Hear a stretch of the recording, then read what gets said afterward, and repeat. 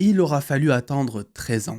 Et en 13 ans, James Cameron a inventé la motion capture sous l'eau, Jake Sully a ken un maximum et Neytiri crie toujours autant pour rien. Bonjour à toutes et à tous, on m'appelle Steven, nous allons parler de Avatar la voix de l'eau qui est disponible depuis maintenant quelques jours, mais j'avais une engine carabinée, donc je pouvais pas aller en salle sous peine de m'endormir devant ce film qui fait 3h14. Nous allons en parler en mode sans puis avec spoiler, je pense qu'il y aura une grande partie sans spoiler, parce que voilà, la plupart des choses que j'ai à dire c'est plus dans la partie sans spoiler, donc ne vous inquiétez pas, dites-moi ce que vous en pensez en commentaire, parce que j'ai l'impression que ce que je vais dire, je sais pas s'il y a beaucoup de gens qui l'ont dit ou pas, mais j'ai l'impression que j'ai pas vu beaucoup de monde en tout cas. Alors j'ai pas vu de critique derrière, j'ai rien vu justement pour pas m'influencer avant de voir le film, parce que je savais que j'allais le voir en retard.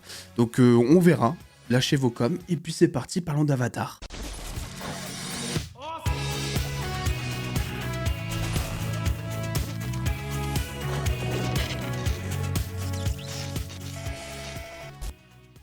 Mais avant toute chose, je ne pouvais pas finir l'année 2022 sans vous parler de NordVPN, qui sera avec vous, qui sera avec moi pour Noël s'il faut, puisque vous êtes peut-être en retard par rapport à vos canaux de Noël et j'ai la solution, figurez-vous, puisque si vous êtes face à quelqu'un qui est cinéphile, vous posez peut-être la question de savoir, voilà, qu'est-ce que je lui offre.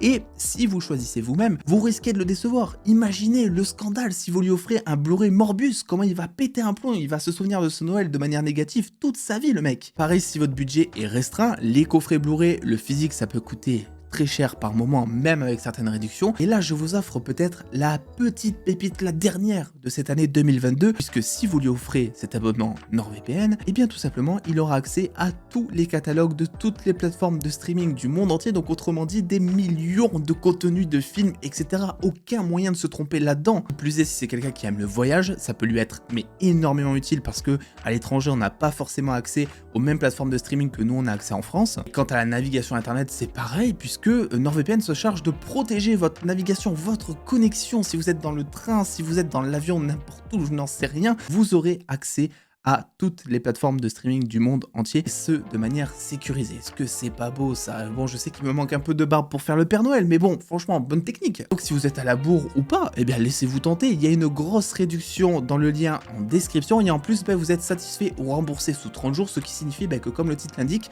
si t'es pas satisfait au bout de 30 jours, NordVPN se charge de te rembourser si t'es pas convaincu. Personnellement, ça fait 2 ans que j'y suis. Donc voilà, à vous de voir, à vous de voir. Merci encore à NordVPN pour cette année. Bonne année à eux, d'ailleurs, bonne fête de fin d'année. Et puis nous, c'est parti, on se charge de récupérer le reste de la vidéo. Donc je vais pas vous faire le pitch, voilà, c'est Jake Sully, il est avec sa famille, ça fait 13 ans, il a des enfants, etc. C'est le chef du groupe. Il y a une menace qui arrive donc sur sa tribu, et donc il va décider avec sa famille de migrer dans la tribu de l'eau pour pouvoir en fait se cacher de cette menace. En gros, c'est un petit peu ça le pitch. On reviendra après sur la partie scénaristique si vous le voulez bien. J'ai envie de parler de la technique d'abord parce que c'est pour ça qu'on parle d'Avatar en général, et comme ça je vais l'expédier, ok. C'est très beau, c'est majestueux, c'est incroyable, il n'y a rien à dire, c'est ouf. Vraiment, techniquement parlant, en termes de visuel, il n'y a pas mieux qu'Avatar 2, je pense. Pour être totalement honnête, c'est du boulot, quoi, tu vois. Les personnages sont réels. Chaque plan, il n'y en a pas un en dessous de l'autre. C'est ouf. Et c'est même pas que parce que c'est beau. Si en termes d'idées, la direction artistique est majestueuse. Voilà, tout est pensé, il y a de la couleur, c'est féerique. Vraiment, gardez ce mot en tête, féerique. Et regardez la fin du film, vous penserez à moi à ce moment-là. Bref, niveau réel, en fait, il y a quasiment rien à dire. La seule chose qu'il y a à dire, et c'est quand même énormément, c'est le HFR. Le HFR, donc, c'est cette fameuse technique, vous savez, qui consiste en gros à avoir un high frame rate, si vous voulez, donc un FPS élevé. Comment on dit en français ce truc, hein, une fréquence d'image élevée, donc pour pouvoir voir plus de choses à l'écran. Donc c'est un petit peu le débat, vous savez, par exemple dans les jeux vidéo, si tu joues en 144 Hz ou si tu joues en 60 Hz, tu auras l'impression, et c'est pas qu'une impression, c'est qu'en 144, tu auras une meilleure fluidité, et donc tu verras plus de choses, etc. Donc si on joue en compète à, j'en sais rien, à Call of ou à des FPS, tout ça, c'est vachement utile. Là ici, on a des plans, la plupart en vrai, qui sont même en 24 FPS, et on a des plans qui sont en 48 FPS. Et le plus gros souci, c'est cette différence. Parce que le souci, c'est pas les 48 FPS, parce que je pense que l'œil, ça, il pourrait s'y habituer au fur et à mesure. C'est comme vous allez voir un film en 3D, vous allez mettre les lunettes, et pendant, je sais pas, 2-3 minutes, vous allez un peu forcer sur les yeux le temps que votre cerveau s'habitue, en fait, et après vous oubliez les lunettes. C'est un petit peu pareil, sauf que le film, tout le temps, il arrête, il revient, il arrête, il revient. Et c'est ultra dérangeant, parce que le souci, c'est que quand on est en 48 FPS, eh bien, t'as l'impression d'être dans un jeu vidéo. Et enfin, moi, en tout cas, ça a été ma sensation, parce qu'après, je pense qu'il y a plusieurs sensibilités de cerveau, d'œil, etc. C'est un peu comme la 3D, il y a des gens qui supportent pas. Moi, en tout cas, ça fait ça, c'est qu'on est sur un film qui a l'ambition d'être le plus réaliste au possible, et en fait, il se tire une balle dans le pied tout seul, étant donné que quand on passe en 48 FPS, on passe d'un univers qui est très réaliste, parce que c'est super bien fait, à un univers qui paraît vraiment très modélisé 3D en mode jeu vidéo, etc. Et en fait, c'est même pas justifié selon moi parce que le 48 FPS, c'est super utile quand par exemple tu as des grosses scènes de combat avec plein de choses à l'écran ou comme ça tu peux apercevoir plein de détails. Et en fait, vous remarquerez qu'il y a des plans qui sont en 48 FPS qui en fait, c'est des gros plans sur les visages. Voilà. Et c'est pas même pas dans des moments, je sais pas, d'émotion ou autre, c'est juste un gros plan sur un visage lambda, et il y en a dans le film des comme ça, et tu t'es là en mode mais pour quoi? Mais quelle utilité? C'est vraiment un visage avec un fond derrière, quoi, tu vois? Pourquoi? Ok, pourquoi pas, mais ça te sort vachement et c'est beaucoup trop récurrent sur moi, et c'est dommage parce que pour un film qui veut être réaliste et qui est censé te faire l'effet wow, pendant toute la durée, pendant les 3h14, eh bien, tu te retrouves par moment à être sorti du film, à trouver le film pas si réaliste que ça, t'as l'impression des fois que ça ralentit, des fois que ça accélère, et ça, c'est juste à cause de ce, justement, framerate qui est en train de bouger. Donc en fait, le problème, c'est pas le HFR, le problème, c'est le HFR variable selon moi. Je sais pas si c'est la première fois que je regardais un film comme ça, mais en tout cas, c'est la première fois que je regardais un film qui passait de l'un à l'autre. Et je suis, mais alors, vraiment pas fan. Et c'est d'ailleurs assez étonnant, je trouve, de la part de Cameron. Je sais pas quels sont les retours là-dessus. Mais moi, en tout cas, je suis peut-être le seul, mais ça m'a perturbé, quoi. Je trouve que Avatar 2, c'est un film qui a mis 90% de ses efforts sur la technique. Et le reste, en fait, on s'en balèque. Mais vraiment. Et c'est pour ça que je suis déçu. Dans le sens où déjà, rien que la musique, je sais pas si c'est toutes les musiques, mais genre, ce qui est sûr, c'est 90% des musiques qui sont dans le film, c'est les mêmes musiques que le premier. Alors c'est chouette, parce que les musiques du premier film, elles étaient incroyables. Mais bon, ça fait un peu flemme quand même. C'est là où je dis, ça fait un peu flemme de reprendre les mêmes musiques et tout. Tu pouvais faire quelque chose de remixé à la rigueur ou d'encore plus incroyable. Pareil pour le scénario. Le scénario, les gars, j'ai la première partie du film, alors je spoil pas, hein, la première partie du film, c'est-à-dire 1h30, grosso modo un petit peu, c'est la même histoire que le premier film, mais sous l'eau. C'est-à-dire que en fait, et ça je vous l'avais dit, je crois dans ma réaction trailer ou autre, mais là, le problème c'est qu'il faut refaire découvrir Pandora. Vous voyez, c'était un petit peu l'effet wow qu'on avait dans le premier film, qu'on craignait de ne pas avoir dans le second volet. Honnêtement, l'effet wow, je pense qu'on l'a dans le second volet. Mais le souci, c'est qu'on l'a pour les mêmes raisons, c'est que t'as le schéma scénaristique qui se répète. Parce que, comme je vous l'ai dit, tu passes de la forêt à l'eau, et au final, tout ce que tu as vécu avec Jack Sully au moment où il découvre Pandora dans la forêt, etc., tu vas le découvrir avec d'autres personnages sous l'eau, en mode ils apprennent à vivre sous l'eau, entre guillemets, on va dire. C'est exactement les mêmes enjeux, etc. Et donc ça fait très répétitif, et c'est là encore une fois où je trouve que ça fait flemmard. Il y a des facilités scénaristiques, les gars. Alors je sais les gars, je sais, moi je suis le premier à dire aussi que pour Avatar 1, c'est un film niveau scénario Avatar 1 qui était plutôt lambda, quoi. Tu regardais plus Avatar en guise de divertissement, on va dire. Il n'y avait pas des trucs comme ça, là il y a des trucs en début de film, je pense que ceux qui ont vu le film vont savoir direct de quoi je parle. C'est ouf, vraiment, je vous assure que c'est dingue. Je ne comprends pas comment James Cameron a pu valider ça. Alors pour le coup c'est totalement assumé, mais ça passe pas, vraiment ça ne passe vraiment pas, et encore une fois ça fait flemme, tout simplement. Alors à côté de ça, par contre, il y a une chose qui est plutôt intéressante, c'est encore une fois tout le côté Pandora, le côté engagé sur l'environnement, etc., qui est encore une fois bien mis en avant ici, mais d'une autre manière, j'ai envie de dire. Là, c'était plutôt intéressant et c'était plutôt touchant, et je pense que c'est la partie du film qui m'a personnellement le plus touché, et c'était aussi peut-être la partie du film la plus surprenante. Parce que, pour être honnête, mais là je pense que c'est le syndrome Avatar en général, et c'est parce que beaucoup en attendent beaucoup trop d'Avatar parce que c'est Avatar, mais en fait c'est très très prévisible scénaristiquement. Tout ce qui arrive dans le film, c'est cousu de fil blanc. Voilà, tu le vois arriver à 10 000 km, du coup les impacts émotionnels qui sont présents dans le film, qui sont censés être là en tout cas, et moi, je suis vraiment la plupart du temps resté stoïque devant le film. Le seul moment où des fois j'ai ouvert la bouche, c'était pour manger du popcorn ou tout simplement pour juste parce que j'étais émerveillé. Parce que oui, il y a des plans qui sont quand même magnifiques et ça fait du bien de voir ça en salle. C'est vraiment pour ça qu'on dit ouais, Avatar du vrai cinéma.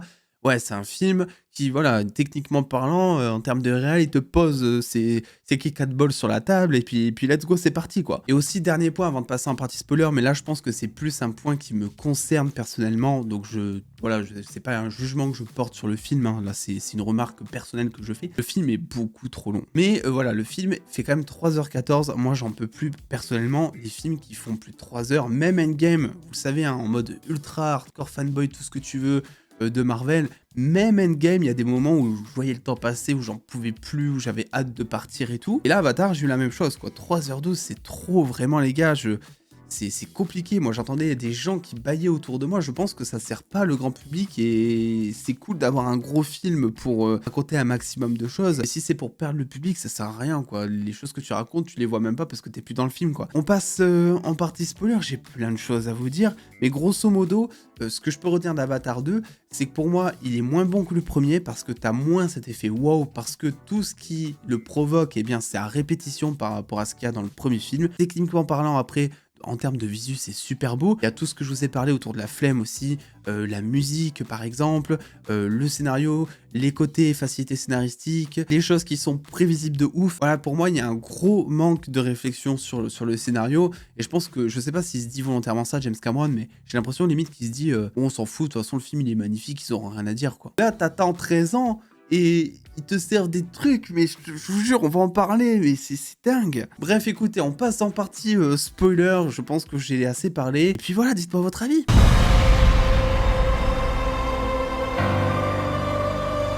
Alors, déjà, le coup de commencer à te dire qu'en gros, ils ont fait des clones pour le colonel, là. C'est pas des clones, en fait. C'est encore chelou, cette histoire, mais c'est pas vraiment des clones. C'est genre, en fait, ils ont copié la personnalité et les souvenirs du colonel, et ils les ont mis dans un avatar. Donc, c'est un clone, en fait. Mais ils te disent pas le mot clone, mais c'est un clone, c'est la même chose. Mais ça, déjà, ça te nique tous les enjeux. Mais vraiment, ça veut dire qu'à partir de ce moment-là que tu découvres dans le film, n'importe quel personnage qui va mourir dans tous les films qui vont arriver, eh bien, tu seras même pas inquiet pour eux parce que tu sais pas si derrière ils vont te faire le truc de système de clonage ou quoi. Ah, imaginez si le colonel à la fin du premier film, enfin du deuxième film du coup là, de ce film-là, imaginez s'il était mort à la fin. Et on s'en serait tellement battu, la chocolatine les gars, parce que on saurait très bien derrière qu'il y aurait eu un autre clone et un autre clone et un autre clone. Donc voilà, là-dessus c'est un gros problème selon moi. Pareil pour la Sigourney Weaver là, qui tombe enceinte. Et j'ai adoré, j'ai des morts de rire dans la salle vraiment quand ils ont dit, je crois que c'est Jake en voix off qui dit oui, elle est tombée enceinte, on ne sait pas encore comment, mais elle est tombée enceinte. Donc en gros, j'imagine que tu auras la réponse dans 6 films, mais un peu chelou quand même là pour l'instant. Non, vous trouvez pas? En plus, il te pose une question, il te fait un espèce de teasing pendant tout le film en mode oui, c'est qui le père, tout ça, il se pose la question, t'as jamais la réponse. Et en plus, sa fille, elle a le pouvoir de la force, mais ça c'était trop bien. Et ça, qu'est-ce que c'était bien. Par contre, ça, j'ai hâte de voir l'évolution. Mais sa fille qui contrôle la nature, entre guillemets, ça lui va tellement bien. J'ai hâte de voir l'explication de pourquoi ça fonctionne, parce que tu sens que c'est un peu la plus spirituelle de toute la famille, en fait. Elle est vraiment connectée, finalement. On a aussi Jake, qui, dans ce film, eh ben, je le trouve détestable, les gars. En fait, le problème, c'est que c'est tout ou rien. Et le problème, c'est que je comprends ce qu'ils ont fait. Il est dans le monde d'Avatar depuis des années, il est sur Pandora depuis des années. Et en fait, ce qu'ils ont voulu faire, je trouve, c'est enlever un petit peu sa part d'humanité pour le transformer vraiment en chef de tribu. Ils l'ont super bien fait, hein, parce que pour le coup, quand il traite son fils tout le temps de soldat, il n'y a pas un moment où le mec il va être père avec lui, quoi. Et en fait, c'est dommage parce que ce qu'on aime dans le personnage de Jake, selon moi, c'est justement le fait que c'est un petit peu le meilleur des deux mondes et qu'il arrive à apporter à Pandora ce qu'ils n'ont pas, il arrive à apporter aux humains ce qu'ils n'ont pas, quoi, grosso modo. Et là, en fait, bah, ça y est, il est tourné totalement presque en mode chef de tribu, en mode j'en ai rien à faire de ma famille, moi je suis un chef de guerre, etc. Tu sens que c'est bienveillant, mais en fait, ça rend pas le personnage attachant du tout. Limite, bah, je vous assure que moi, c'est le personnage où j'en avais le plus rien à chocolatiner, quoi. Voilà, là-dessus, voilà, parce que c'est vrai que je suis très vulgaire en disant rien à chocolatiner, mais je m'excuse de la portée de mes mots, les gars. Il y avait des personnages qui étaient bien plus intéressants que ça, et c'est dommage, c'est le personnage principal au final. Pareil, là, avec, donc, je sais plus comment ça s'appelle, mais les baleines d'eau, là. Enfin, les baleines d'eau, oui, il y a que des baleines d'eau, à part celui qui est dans ton placard, ça c'est du sel, je suis d'accord. Mais sinon, c'est que des baleines d'eau. La baleine qui, on t'explique qu'en gros, elle a été bannie du groupe, etc. Le souci, c'est que là, les gars, je ne comprends pas. T'as un mec, donc le fils de Jake, qui s'est lié à cette baleine. Donc, il a eu ses souvenirs, etc. Si lui te dit qu'il est innocent, que la baleine, elle n'a jamais tué quiconque, crois-le. Ok, tu dis oui, non mais il a tué des gens, etc. Mais ça, c'est ce que tu croyais. Mais t'avais pas quelqu'un qui s'était lié avant pour rentrer dans sa tête. Là, t'as quelqu'un qui s'est lié dans sa tête directement, qui peut te sortir typiquement ce qui s'est passé. Pourquoi tu ne l'écoutes pas? Mais c'est infernal, ça. Vraiment, vous qui croyez en plus à vos coutumes, voilà, le fait de se lier avec la nature, etc. C'est un truc qui est ultra précieux normalement. Pourquoi est-ce que là, on ne l'écoute pas, quoi, je veux dire? Et en plus, c'est vachement prestigieux, apparemment, le fait de se lier à donc cette baleine. Et en fait, on ne l'écoute pas. Et il n'y a aucun débat à un moment de c'est parce que on ne veut pas y croire, parce que ça fait des années que nous, voilà, on pense qu'il a tué quelqu'un, etc. Non, tu vois, il est même pas question de ça. C'est juste en fait, tais-toi, c'est moi le chef. Je te dis qu'il a tué quelqu'un. Mais non, et tu sens que le chef, il est bien. Enfin, c'est pas cohérent là non plus, quoi. Tu vois, c'est trop facile encore une fois. Et pareil, Neytiri, les gars. Mais elle m'a fait, enfin je suis désolé, hein, mais elle m'a fait tellement rire pendant ce film. Mais vraiment, il faut vraiment qu'elle arrête. Hein. Alors je veux bien croire que, je veux bien croire que c'est pour montrer justement le côté tribu, notamment. Mais là, c'est abusé dans ce film. Alors, il y a que à la fin où vraiment elle a des yeux, tu vois, tu sens vraiment qu'elle va tuer tout le monde et tout. Elle est impressionnante à ce moment-là. Là, les expressions faciales, tu les voyais, quoi. Elle fait peur, vraiment. En plus, elle a des gros yeux jaunes et tout. Vraiment, elle fait peur. Et t'as même Spider, tu sais, qui est dans sa team. Il la voit comme ça, il se planque, quoi. Il est en train de se dire, putain, elle va vraiment me buter, quoi. Elle est en train de tuer tout le monde.